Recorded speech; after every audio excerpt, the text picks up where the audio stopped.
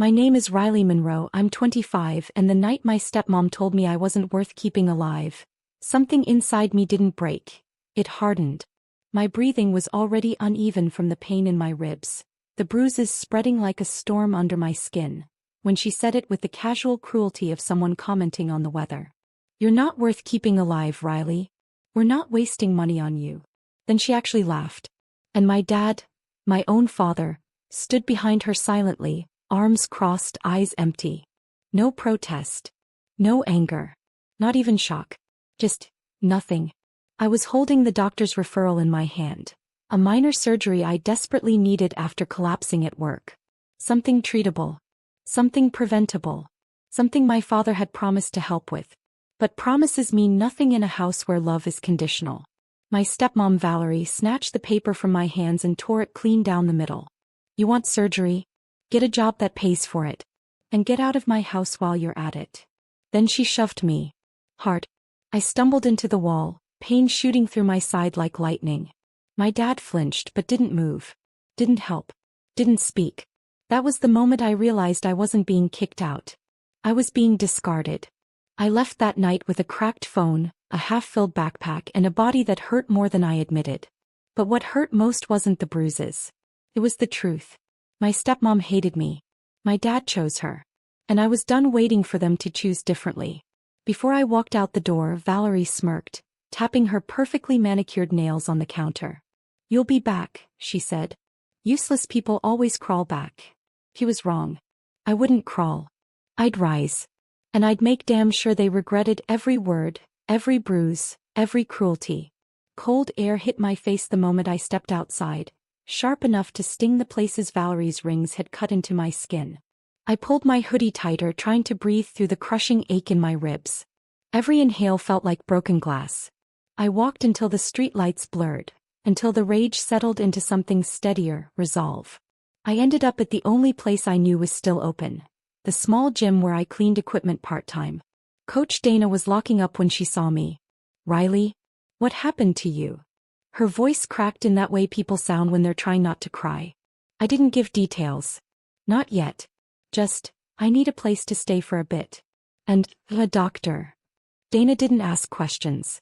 She just unlocked the door again and guided me inside like I was something fragile she refused to let break. The clinic visit the next morning confirmed what I already felt. 2 cracked ribs, internal bruising and dehydration. The doctor looked at me with quiet horror when I admitted how I got hurt. Do you have somewhere safe to go? He asked. I nodded even though I wasn't sure. But something changed when I saw the medical bill print out. A number Valerie easily could have paid, a number she weaponized against me. That was when the anger sharpened into clarity. They wanted me helpless. Silent. Dependent. Instead, I was going to get stronger. And then I would take back everything they stole. Every dollar, every lie, every piece of my life they claimed wasn't worth saving. Recovery was slow, but not as slow as the nights I spent replaying Valerie's words like a poison looping in my head. You're not worth keeping alive. Dana checked on me constantly, bringing soup, pain meds, even a heating pad she insisted I keep. You don't owe that woman anything, she said one night. I know, I replied. But the truth was, I owed myself justice. When I was finally strong enough to sit upright without gasping, Dana slid a folder across the table. I don't know if you're ready for this, but you should see it. Inside was a stack of documents, financial records, property transfers, insurance statements. My stepmom's name was everywhere. My dad's signature right beside hers. And then I saw it. A healthcare fund opened by my biological mother before she died, for me. Money that should have covered my surgery 10 times over. Money Valerie had quietly rerouted into her personal account. My hands shook so badly the pages rattled. How did you get this? I whispered. Dana hesitated. Your aunt. She's been trying to reach you. She suspected something was wrong for months. My chest tightened, not from injury but from the realization that someone had cared. Someone had been watching. Waiting. My aunt had also included one final document. A note she wrote in shaky cursive. If you ever need a place to come home, my door is open. And your mother's money is yours. All of it. That was the moment the plan ignited.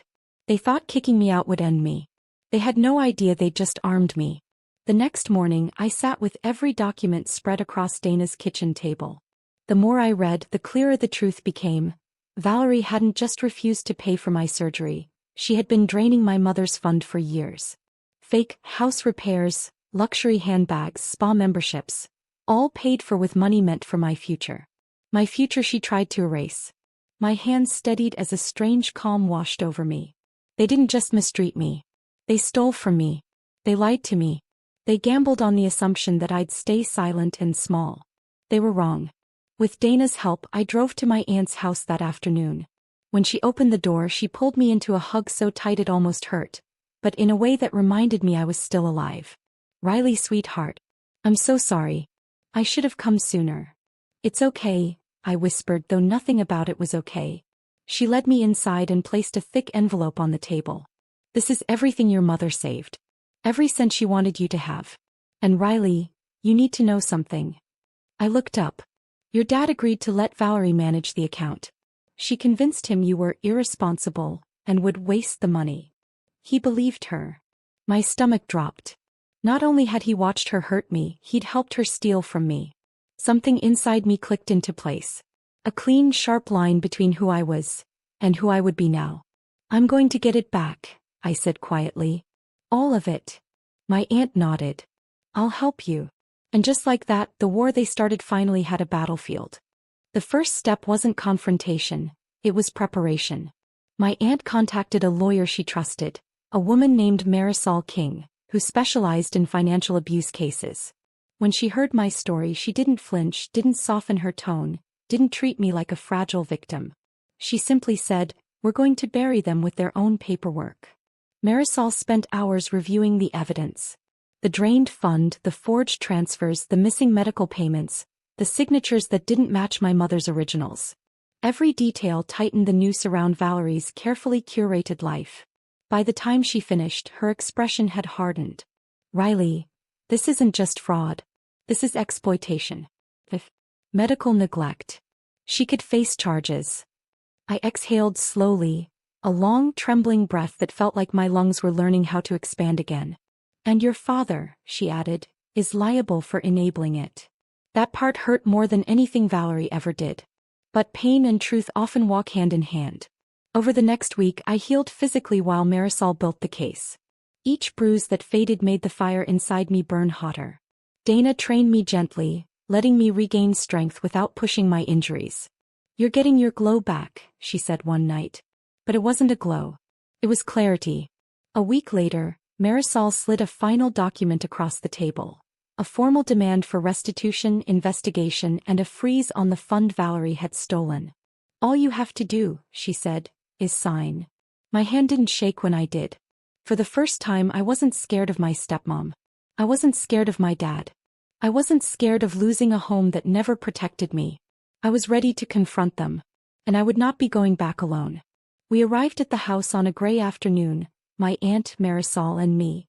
The wind rattled the porch lights, the same ones I used to fix when Dad couldn't be bothered. Now they flickered like the house itself knew something was coming. Valerie opened the door with her usual smug confidence, until she saw who stood beside me. "Well," she sneered, "look who finally crawled back." Marisol stepped forward smoothly. "No. She's not crawling. She's serving notice." Valerie's smile faltered. "Notice of what?" My aunt handed her the envelope. Thick, heavy, unavoidable. As Valerie tore it open, her expression shifted from annoyance to confusion to dawning horror. "What is this?" she snapped. "What investigation? What freeze order?" "It's everything you stole from my mother," I said quietly. "And everything you tried to steal from me." Dad appeared behind her, eyes widening when he saw the documents. "Riley, what's going on?" Marisol didn't give him space to pretend ignorance. "You allowed your wife to illegally access your late wife's healthcare fund. You permitted medical neglect. And you contributed to an environment of physical abuse." Dad's face went white. "Abuse? No, Valerie she gets upset. She broke my ribs," I cut in. "She kicked me out knowing I needed surgery. You watched." Silence. Heavy. Exposing. Valerie's voice rose shrill. "She's lying. She's always lying. You think anyone will believe?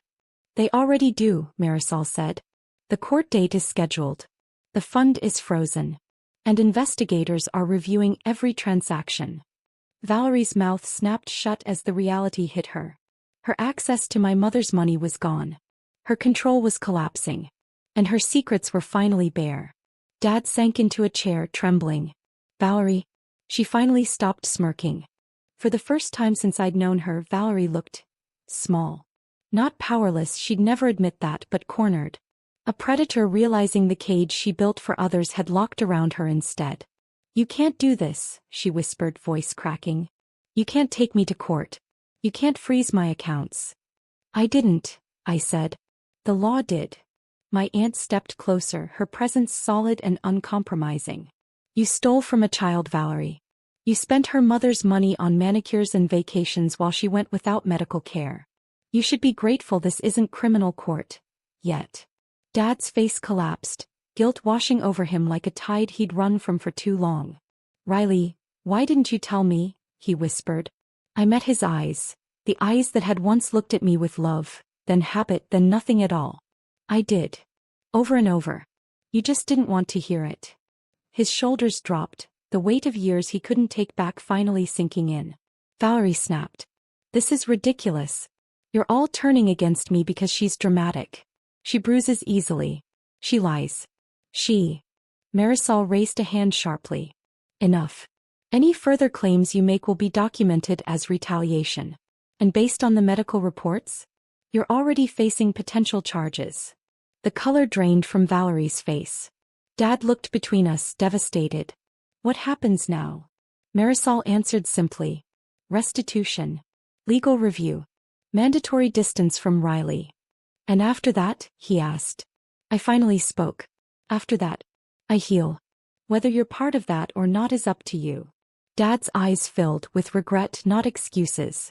Valerie. She looked like she was choking on every cruel word she'd ever thrown at me. The court date came faster than anyone expected. Valerie spent the days before it scrambling, calling lawyers, blaming misunderstandings, insisting she was the victim of a conspiracy. But the documents didn't lie. The medical records didn't lie. And my bruised, healing body certainly didn't lie. When we entered the courtroom, she still carried remnants of her old arrogance, chin high, lips pursed. But the judge needed only 10 minutes of evidence before her expression shifted into something unmistakable. Fear. Marisol presented everything with quiet precision. The stolen healthcare fund. The forged signatures. The neglect. The physical abuse. The eviction.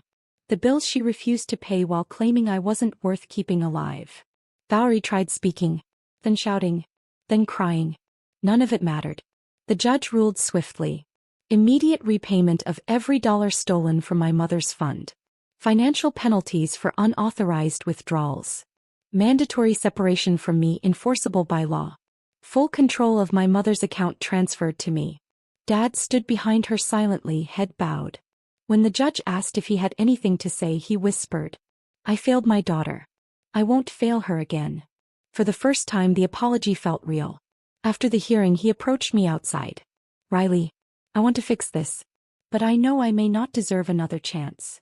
I breathed slowly, feeling the weight of the past loosen just a little. You can try, I said. But healing is mine to control now. Valerie was escorted out of the building, her screams echoing through the hallway. Powerless, exposed, undone by the truth she thought she'd buried. As I stepped into the sunlight, I finally felt it. Freedom. Safety. A future that belonged to me, not to the people who tried to erase me.